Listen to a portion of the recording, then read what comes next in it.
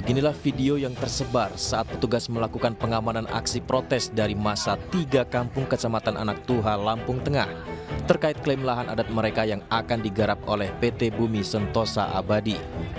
Sayangnya, dalam proses pengamanan, petugas menginjak kepala pengunjuk rasa. Protes ini berlangsung yang akhirnya berujung kericuhan. Penangkapan warga yang melibatkan lebih dari 1.500 petugas gabungan dari Polres Lampung Tengah mengawal proses penggarapan lahan yang dilakukan oleh PT BSA. Lahan seluas 900 hektar yang menjadi sumber kontroversi ini merupakan lahan adat yang telah lama ditempati oleh masyarakat 3 kampung di Kecamatan Anak Tuha, Lampung Tengah. Namun PT Bumi Sentosa Abadi memulai penggarapan dengan sejumlah alat berat di atas lahan tersebut yang kemudian memicu protes warga berhadapan dengan petugas keamanan.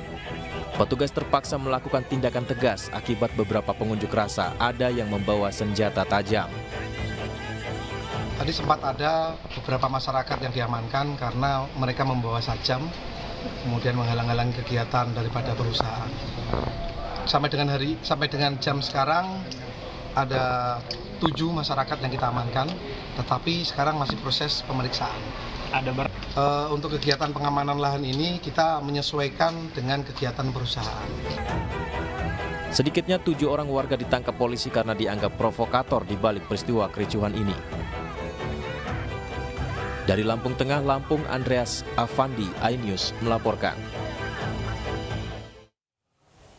Ya, untuk mengetahui informasi selengkapnya kami telah terhubung dengan Kapolres Lampung Tengah, ada AKBP Andik Purnomo Sigit. Selamat sore Pak Andik. Selamat sore Mbak. Ya, Pak Andik, kami ingin mengklarifikasi terkait video viral yang beredar dalam ricuh sengketa lahan di Lampung Tengah. Apakah betul ada anggota kepolisian yang menganiaya warga di sana saat demo? Baik, terima kasih. Sebelumnya saya sangat menyayangkan kejadian tersebut.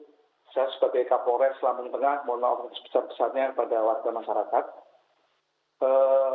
Dalam video tersebut ada tindakan yang tidak etis oleh anggota saya yang berinisial Z yang sekarang sudah kita amankan dan sedang diperiksa oleh Paminal.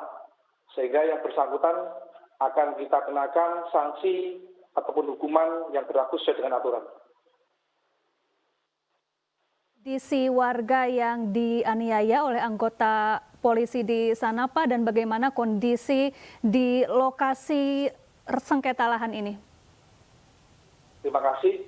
Jadi sampai dengan hari ini kondisi kondusif. Kemarin sempat kejadian diawali oleh penolakan warga, adanya provokasi, adanya upaya menghalang-halangi. Kemudian kami dari Polres Lampung Tengah mengadakan pengamanan, menghimbau pada warga masyarakat, tetapi warga masyarakat tidak bisa diajak berkomunikasi. Akhirnya kami berketapat untuk mengamankan para provokator, kemudian kami juga mengamankan beberapa yang membawa senjata tajam. Demikian, Mbak. Baik, apa yang menjadi pemicu kericuhan ini, Pak? Masyarakat masih menolak adanya kegiatan pengelolaan lahan oleh perusahaan. Jadi masyarakat masih menghendaki mereka memiliki lahan untuk bertani, bercocok tanam. Baik, kalau dari duduk perkara sengketa lahan yang menjadi masalah dalam kasus ini, apa Pak? Seperti apa? Baik, terima kasih Mbak. Berawal dari 2014, adanya masalah dengan masyarakat, kemudian beberapa kali digugat perusahaan, kemudian juga sampai ke PK, hasilnya NO dan ada yang dimenangkan oleh perusahaan. Demikian, Mbak. Baik, ada 7 orang warga yang sudah ditangkap oleh pihak kepolisian, lalu ada berapa anggota polisi yang saat ini tengah diperiksa terkait penganiayaan terhadap warga saat demo yang terjadi pada hari ini, Pak Andik? Lebih cepatnya kejadiannya kemarin, Mbak ya. Ya. Kejadiannya kemarin, kemudian warga yang kita amankan sebanyak 8 orang sampai dengan sore kemarin. Kemudian ada pun anggota yang over ataupun anggota yang melakukan tindakan yang tidak sepantasnya itu ada satu orang berinisial Z, anggota dari Polsek. Baik, terima kasih Pak AKBP Andik Pramono Sigit, Kapolres Lampung Tengah, telah bergabung bersama kami di iNews Sore. Pemirsa, permasalahan sengketa lahan juga terjadi di Jakarta. Warga Kampung Bayam belum juga direlokasi ke Kampung Susun Bayam. Hingga kini warga Kampung Bayam memutuskan bertahan di tenda darurat di depan Jakarta International Stadium atau JIS di Jakarta Utara meski batas waktu pembongkaran mandiri berakhir hari ini.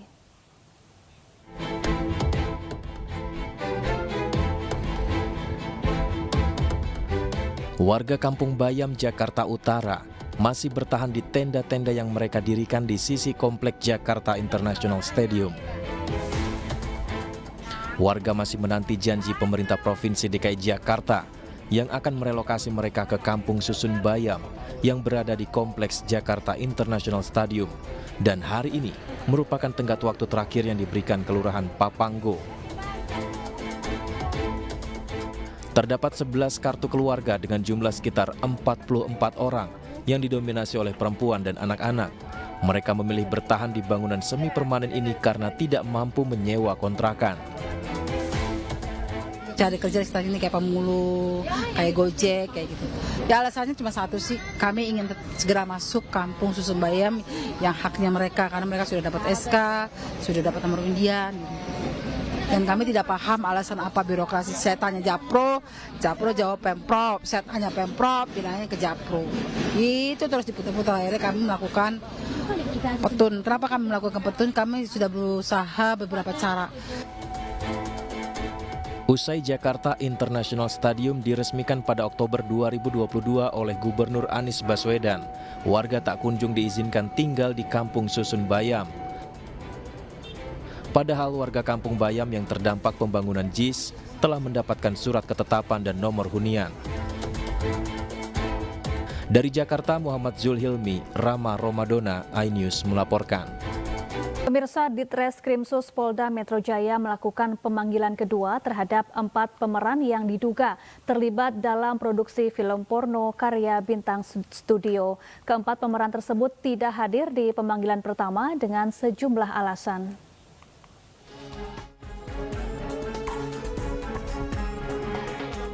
Direktorat Reserse Kriminal Khusus Polda Metro Jaya akan melakukan pemanggilan kedua terhadap 4 pemeran film porno karya Bintang Studio. Sebanyak 12 dari 16 pemeran film porno sebelumnya sudah diperiksa oleh tim penyidik sebagai saksi beberapa waktu lalu. Sementara itu, 4 pemeran lainnya yang terdiri dari 3 perempuan dan 1 laki-laki tidak hadir karena alamat yang tidak jelas serta alasan sakit. Rencananya pemanggilan kedua akan dilakukan pada 25 September 2023 mendatang.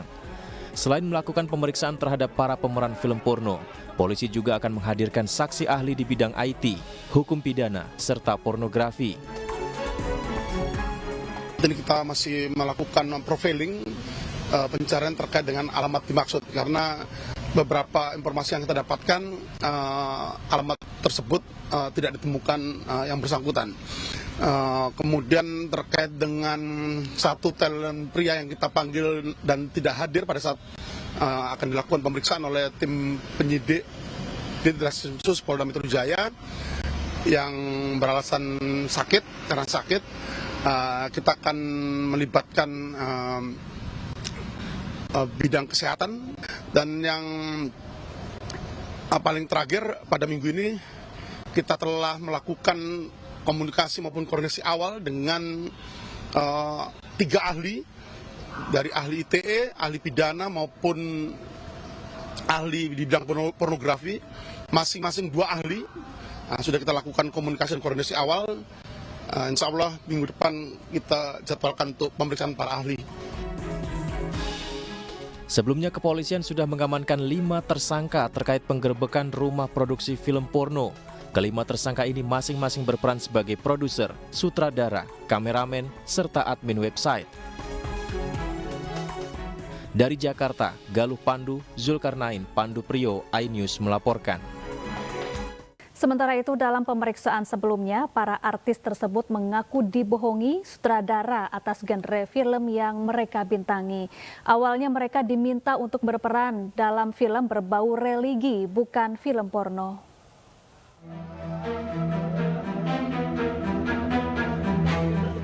Belasan publik figur yang terlibat dalam pembuatan film porno merasa ditipu.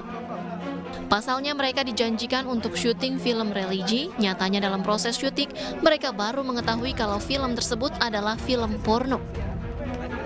Pernyataan ini disampaikan usai mereka diperiksa sebagai saksi di Polda Metro Jaya Selasa siang.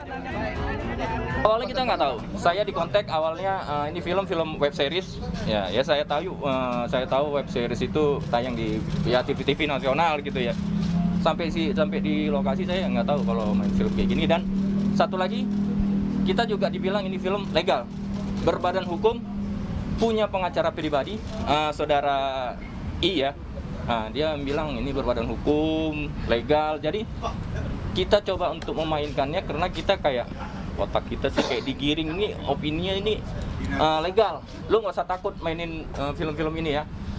Seperti itu sih. Pemeriksaannya berjalan lancar. Yang jelas saya menegaskan di sini, saya merasa jadi korban karena atas penipuan dari produser itu yang menjanjikan legal ternyata ilegal.